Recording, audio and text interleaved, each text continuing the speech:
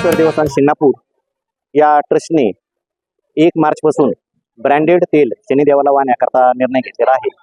कारण अनब्रँडेड तेलामुळे शनिदेवाच्या मूर्तीची झीज होत होती। या निर्णयामुळे शनी मूर्तीची झीज थांबेल आणि अनेक भाविकांनी देवस्थानाला सूचनाही केल्या होत्या की आपण ब्रँडेड तेलाचा एक निर्णय घ्यावा।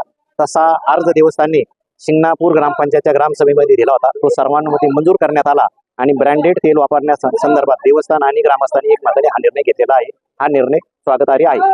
तर 1 तारखेपासून जो निर्णय झालेला आहे की खराब तेल वापरायचं नाही, तर हे त्या अर्थाने एक चांगलाच निर्णय आहे। कारण शनी मूर्तीची जी काही त्यामध्ये रासायनिक त्यामुळे ही जी झीज होत होती किंवा त्या रसायनामुळे जी काही मूर्तीची हे होत होती, खराब होत होती, तर ते आता होणार नाही। आता फक्त चांगलं तेल वापरल्यामुळं त्याचं काय होईल, त्याचा एक मूर्तीवर पण चांगला परिणाम होईल, पावित्र्य पण राखलं जाईल। तर हे सर्व काही होईल आता इथून पुढे। ग्रामपंचायत त्याचप्रमाणे देवस्थान विश्वस्त मंडळ यांनी आपल्या शनिदेवाची जी स्वयंभू शिळा आहे, या शिळेचं संवर्धन संगोपन हे अजून किती काही वर्ष इथून पुढे जपण्याकरता या संबंधामध्ये एकत्र येऊन निर्णय घेतलेला आहे।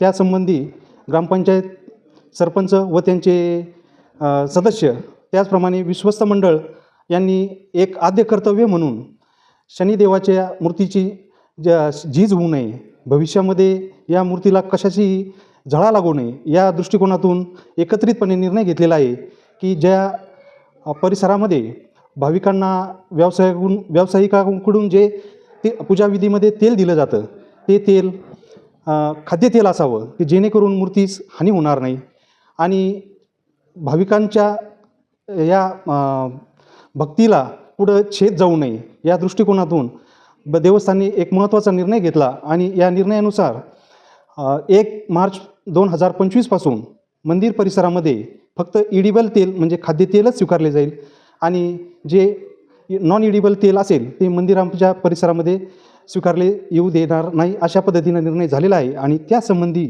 आपण ज्या मंदिराच्या परिसरामध्ये जे व्यावसायिक आहेत त्यांना आपण यासंबंधी कल्पना दिलेली आहे, लेखी स्वरूपात त्यांना माहिती दिलेली आहे। त्यानुसार या निर्णयाची अंमलबजावणी 1 मार्च 2025 पासून होणार आहे।